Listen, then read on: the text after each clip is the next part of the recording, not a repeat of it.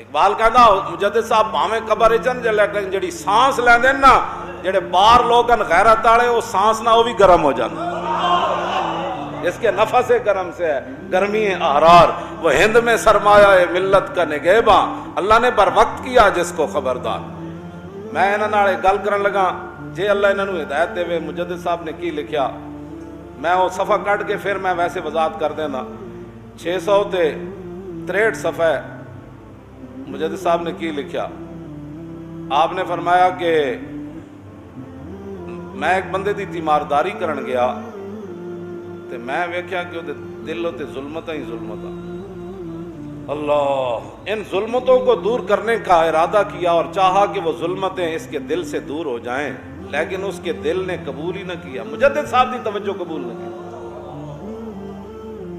مجدد صاحب فرماندے میں اپنی روحانی توجہ کی تھی کہ دل تے اتنا کالا سیاہ ہویا ہوا دل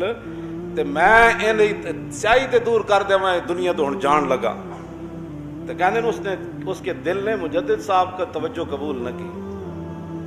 آپ نے فرمایا کہ میں جدوں زور لایا نا تے اس بندے دا ظلمت انہیں قبول ہی نہ کی تھی، توجہ ہی قبول نہ کی تھی۔ پھر فرماندے پھر میں ادھر گل کی،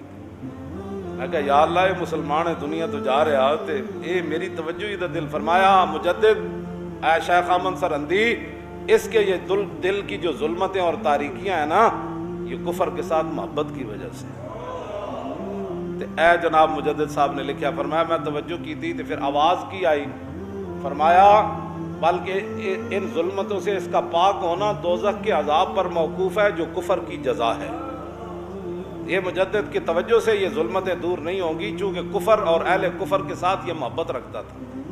اور پھر قیامت کو یہ آخر دوزخ میں جل کر چلا جائے گا، اس لیے کہ ایک ذرہ دے اندر ایمان موجود ہے۔ اے دم خم جی مندر بنان والے ہو دوزخ دا عذاب، اتنے تے مجدد صاحب دی توجہ بھی نہ اتھے، اے نہیں کہ آپ دی توجہ وچ کوئی کمی سی، ہاں لیکن کفر نال جڑی یاری ہو اتنا بڑا ظلم ہے۔